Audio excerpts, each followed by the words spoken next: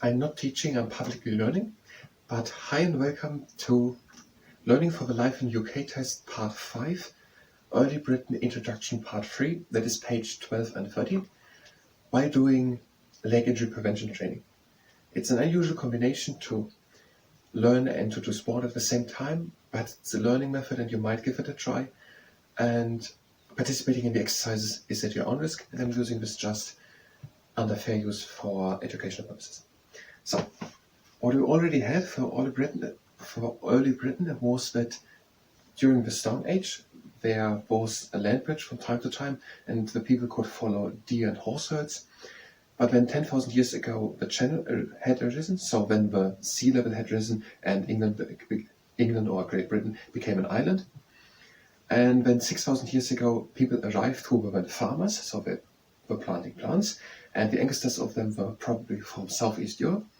Then 4,000 years ago the Bronze Age started, and the people were making bronze, and they were skilled or accomplished metal workers, and they had done things out of metal, out of gold and bronze, weapons, tools and ornaments. They were living in roundhouses, and they had tombs called round bearers. These people in the Stone Age left behind tombs, for example Stonehenge, again the picture.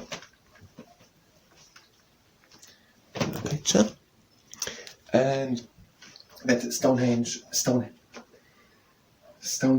it's written S-T-O-N-E-H-E-N-G-E, so I guess Stonehenge. I'm saying often henge. I think it's henge. Stonehenge. It's in Wiltshire. That was built 6,000 years ago. It's not written here, but by the people. The ancestors of these people built houses. So the people who were farmers 6,000 years ago. That's written in that section. It's not exactly said when that was. And there's also Scarborough, that's on the island Orkney, which is north of Scotland. That's the best preserved village of the Stone Age in Northern Europe. And 4,000 years ago people started to make bronze, and they were making weapons and tools and ornaments out of bronze. And after the Stone Age, 10,000 years ago, then the Bronze Age, 4,000 years ago, the farmer 6,000 years ago, and then the Iron Age, that was after that. And when people were making weapons and tools out of iron, people were still living in roundhouses, grouped together into larger settlements, and sometimes defended sites called hill forts.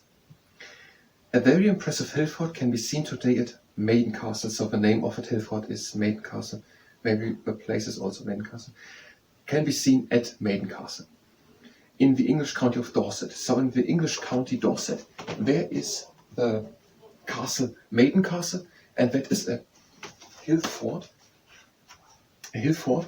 and that is, for example, a place which these people of the Iron Age then in Great Britain were defending. They were living there, and they were defending it from time to time with their weapons made out of iron, and there were warriors and craft workers. But that doesn't make sense. The first exercise, just a warm-up exercise. You're breathing in and coming down. And now out. We're breathing in. And out. Again in. And out. We're breathing in and closing the legs. And now let's start with the first exercise. We're having one standing leg, and the other leg is with a flex foot in the air and swinging it to the side and the front. And the toes of the leg which is swinging are more or less pointing in front. And with a couple of times more. And when we're switching to the other leg.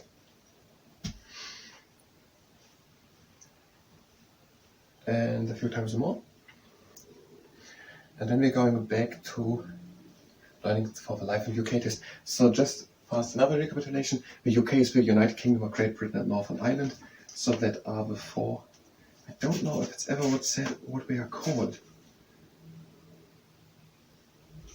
Made up out of England, Scotland, Wales and Northern Ireland. He has not said what these four are. So Scotland, England, Wales and Northern Ireland. That is the United Kingdom of Great Britain and Northern Ireland.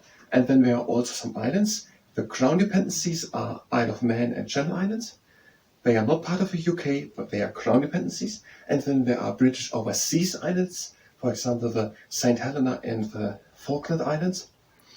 and they are not crown dependencies, but they are also not part of Britain, but they are closely related to Britain. And Britain is then referred to with all. So Great Britain does mean just this big island, Great Britain, this island with Scotland, England, and Wales. And Great Britain means all. No, Great Britain means just that part. And Britain means also Northern Ireland, Britain or British or something like that. And we're already here. The 5 big points of the values and principles are here: democracy, the rule of law, individual liberty, tolerance of those with different faiths and beliefs, and participation, community life. These big 5s. Next sentence: most people were farmers, craft workers, or warriors. So they were doing agriculture, we're doing craft worker, we're doing stuffs. It's not written here, I think, for example, blacksmith or something like that, I guess, because someone has to do with iron, the weapons and the tools. And warriors, so soldiers who were defending, for example, Maiden Castle in Dorset, which is a hill fort. The language they spoke was part of a Celtic language family. So the people in Britain, after 4,000 years ago in the Iron Age, so the Bronze Age, started around 4,000 years ago, people learned to make bronze. We call this period the Bronze Age. 4,000 years ago was the Bronze Age. Where exactly is not written here. And after that was the Iron Age. And during this Iron Age, so let's say 3,000 years ago, in Britain, people were talking Celtic. The next exercise. Now we're bringing the leg in front and the back. The leg is again flexed. The leg is straight, the foot is flexed. And we're bringing it in front and back, in front and back. And just a few times more. And now with the other leg, that's the same. We had half time. We're just at the second exercise. The first one was just one way up exercise. So we're going on and are making at least 2 more exercises. So the next one is bringing the leg up. Right angle with the leg, flexed foot, even aligned hips. So don't be too high on one side. Even aligned hips. Taller with the back, straight back. And now we're bringing the leg to the outside. We're breathing in. And we're breathing out and bringing the leg back and we're bringing it controlled down. Leg again up. All properly set up to the outside. We're breathing in just to measure the time. Back into the middle, control down. Now with the other leg, the leg up, right angle with the leg, flexed foot, even lined hips, taller with the back. We're bringing the leg to the outside. And breathing in. Breathing out. And control down. And another time, leg up, right angle with the leg, flexed foot, even lined hips, taller with the back. The leg to the outside, we're breathing in. And out and control down. And let's do the next 2 directly afterwards. Again, same setup, right angle with the leg, flexed foot, even lined hips, taller with the back. Now we're pressing with the hand against the knee.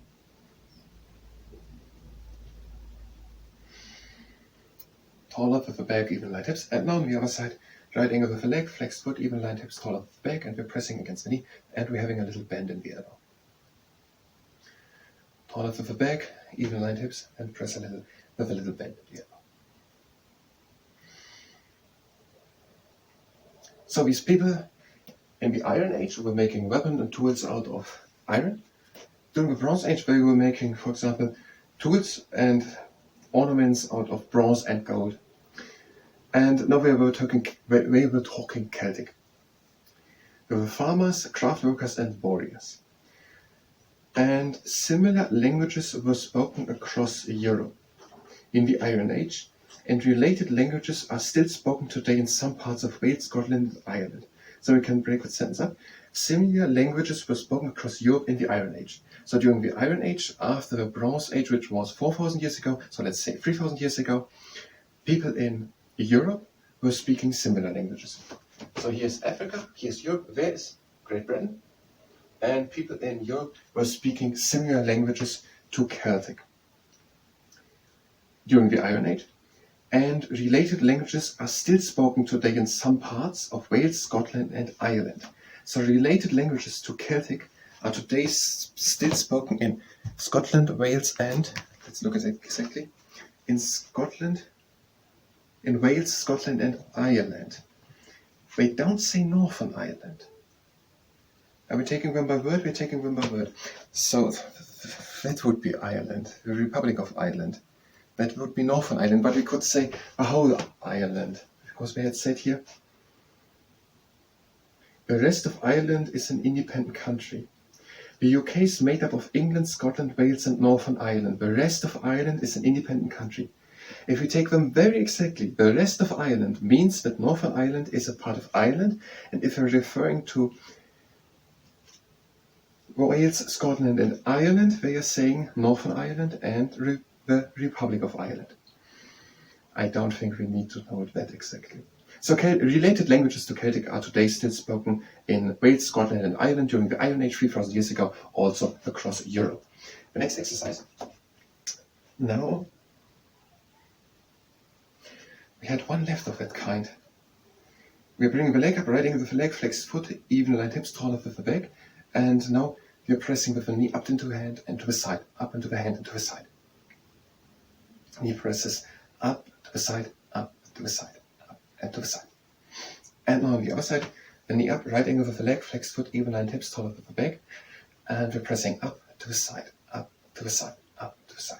A few times more. And directly on to the next exercise. We're placing one leg on the tummy, we're placing one hand on the tummy and one on the lower back, and we're bringing one leg in a straight line up. If the quad cramps, then bring it up and point the foot.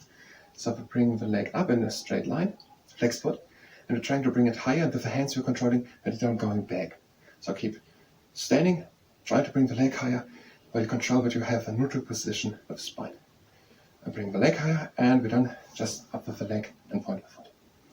Now on the other side, the leg up, straight leg, flexed foot, even the aligned hips also, and we're controlling that we're having a neutral position in the spine, and we're trying to bring the leg higher up,